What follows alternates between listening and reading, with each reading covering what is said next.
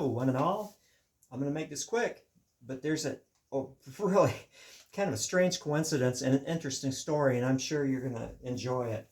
Okay, so there I was, sinew backing my little horsebow here, my choke cherry horsebow. Single layer, single full layer side to side, and then a second kind of half layer just running down the center and a little bit extra on the handle just to keep the reflex. I lost a little bit because of the dampness, but the sinew will bring the reflex back. But yeah, enjoying the process. It took 35 minutes laying down one fiber at a time. You'd think it would be slow, but it's actually not, and you don't get the bird's nest with all your fibers in that Ziploc bag that's floating in warm to almost hottish water just to keep it liquid. Just pulling them out and sticking them on, no hot plate, no whatever. They're slippery, they just pull right out and they don't get all messed up.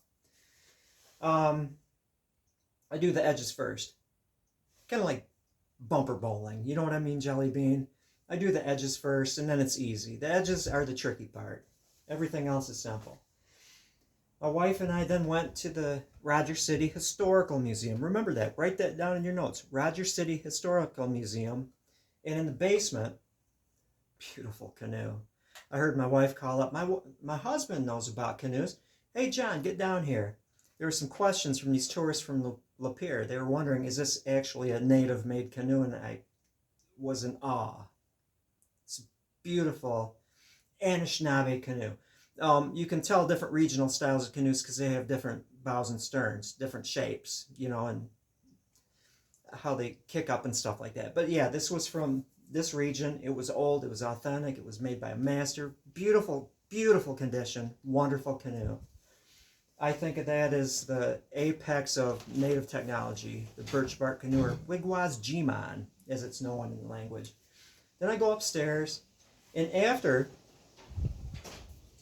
working on this, I go up to the native room and I see pottery and stone tools and just a lot of interesting artifacts and displays. There on the wall is an actual Lakota bow case quiver combination and a bow poking out of it. About this much. Sinew backed. What I saw, the sinew was done really nicely. It was even, it was beautiful. And the tip, tried to take a picture of it, but it just didn't work out. We try to emulate bows from the past.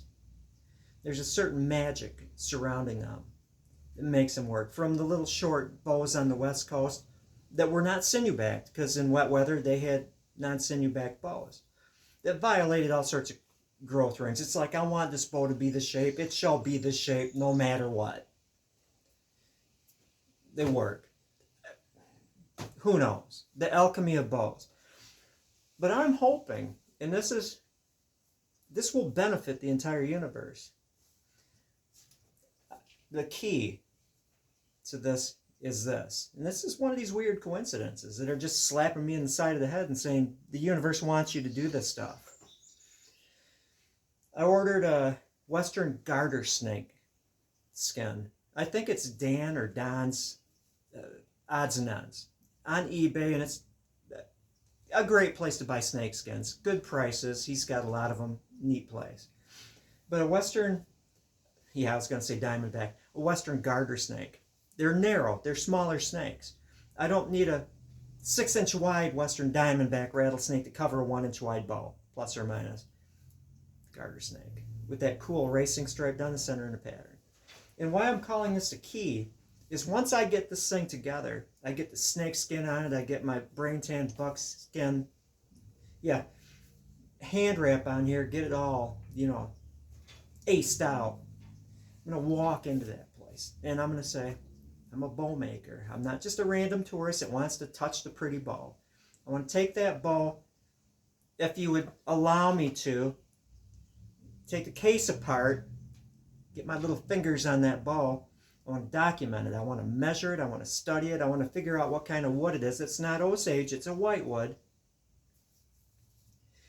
I want to understand that bow. I want to understand Chief Little Crane's father, who made that for Chief Little Crane. Now, there was a belief that if you were to give your eldest son, when he was a boy, a bow, and this is a real bow. It says it wasn't used in warfare that they know of, but it was actually used to hunt buffalo, a real bow. Given to this little boy, if you do that to your eldest son, present him with a bow he will use as a man,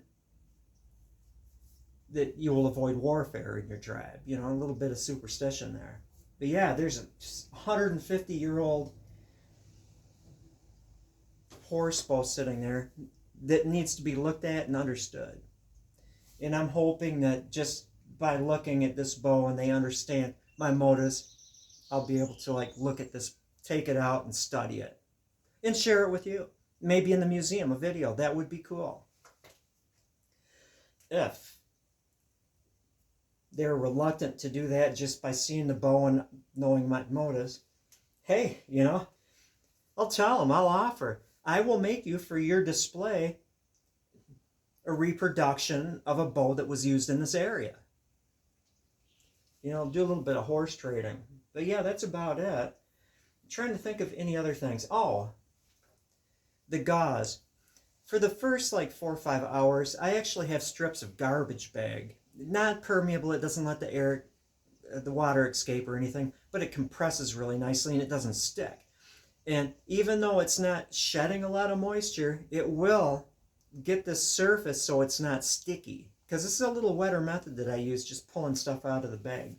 So a little more water involved.